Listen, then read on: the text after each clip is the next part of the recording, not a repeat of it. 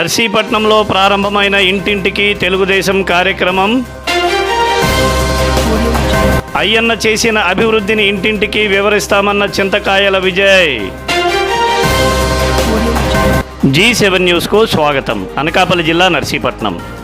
నేటి నుండి ఇంటింటికి తెలుగుదేశం కార్యక్రమాన్ని ప్రారంభించి మాజీ మంత్రి అయ్యన్న పాత్రుడు నర్సీపట్నం నియోజకవర్గంలో చేసిన అభివృద్ధి ఇంటింటికి తెలిసేలా కార్యక్రమం రూపొందించామని తెలుగుదేశం పార్టీ రాష్ట్ర ప్రధాన కార్యదర్శి చింతకాయల విజయ్ అన్నారు.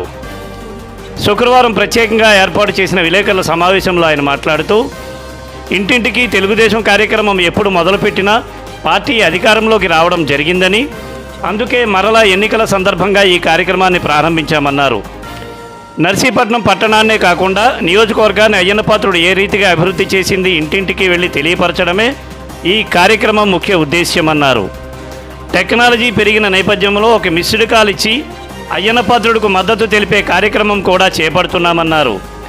అయ్యన్న పాత్రుడును 30,000కు పైగా మెజారిటీతో గెలిపించి అరాచక పాలనకు స్వస్తి చెబుతున్నట్లుగా ప్రజలు సంకేతాలు అందించాలని ఆయన ప్రజలను కోరారు.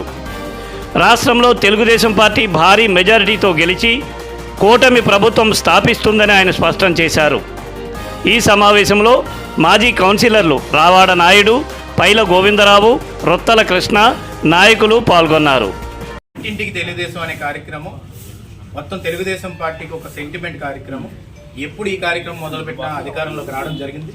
అందుకే ఇంటింటికి తెలుగుదేశం కార్యక్రమం ఈ సందర్భంగా ప్రారంభించడం జరుగుతుంది. కార్యకర్తల మధ్యలోని, తెలుగుదేశం నాయకుల మధ్యలోని, అందరి మధ్యలోని ప్రతి ఇంటికి కూడా తెలుగుదేశం కార్యకర్తలు వెళ్ళి అయ్యన్న పాత్ర గారు ఏ విధంగా అభివృద్ధి చేశారో ఆ గ్రామాల్లోని, టౌన్లోని, వార్డుల్లోని అది చెప్పడానికని ఏకైక ఉద్దేశంలో ఇంటింటికి తెలుగుదేశం కార్యక్రమం మొదలు పెట్టడం జరిగిందండి.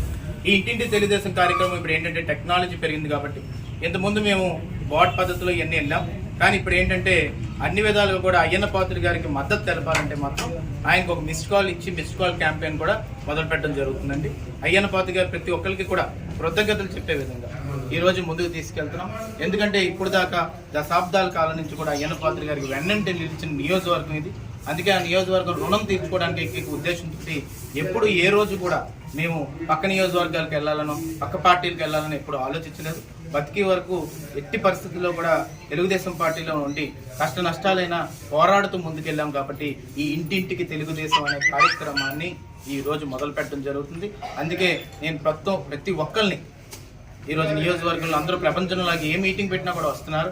ప్రజలను కోరుతున్నాను, నాయకులను కోరుతున్నాను, ప్రతి ఒక్కరు కూడా ఇంటింటికి వెళ్ళి ప్యాంప్లెట్ ఇచ్చి ఎట్టి పరిస్థితుల్లోనే అయ్యన్న పాత్రుడు గారిని 30,000 పైన భారీ మెజార్టీతో గెలిపించి రాష్ట్రానికి ఒక సిగ్నల్ ఇవ్వాలి. ఏంటంటే అరాచకం ఉండే దగ్గర అభివృద్ధి చేసే విధంగా మేము ముందుకెళ్తామని అయ్యన్న ముందుకెళ్తున్నాడనే ఉద్దేశాన్ని ప్రజలకు చెప్పి ముందుకు తీసుకెళ్లాలనే ఏకైక ఉద్దేశంతో ఈరోజు ఇంటింటికి తెలుగుదేశం కార్యక్రమం మొదలు పెడుతున్నామండి.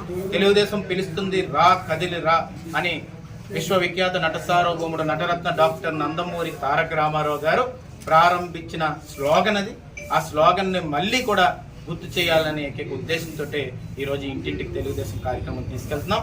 ప్రజల వద్దకే పాలన రేపు రానున్న రోజుల్లో జరగబోతుంది. కూటమి విజయం సాధించబోతుంది. ఇప్పటికే అందరూ చూశారు. ఏంటంటే అది న్యూస్ ఛానల్స్లో చూశాను. ఇప్పటికీ కూడా ఇంకా మా అథెంటికేటెడ్గా న్యూస్ రావాలి. ఏంటంటే అది ఎంపీ సీట్ అభ్యర్థి పారిపోతున్నాడా ఉంటున్నాడా. ఎందుకంటే సత్యవతి గారు కూడా నిన్న నామినేషన్ వేశారని బయటికి బాగా టాక్ వస్తుంది. వేసారనేది ఇప్పుడు నిర్ధారించడం కూడా జరిగింది. ఇప్పుడు ఆర్డీఓ ఆఫీస్ కూడా తీసాం. నేను లాస్ట్ మూమెంట్లో వేసిన తర్వాత మేము వెబ్సైట్లో కూడా చూస్తే నేను రాత్రి ఆయన పేరు లేదు, కానీ ఇప్పుడు మళ్ళీ యాడ్ చేస్తారు అనుకుంటాను ఎలక్షన్ కమిషన్.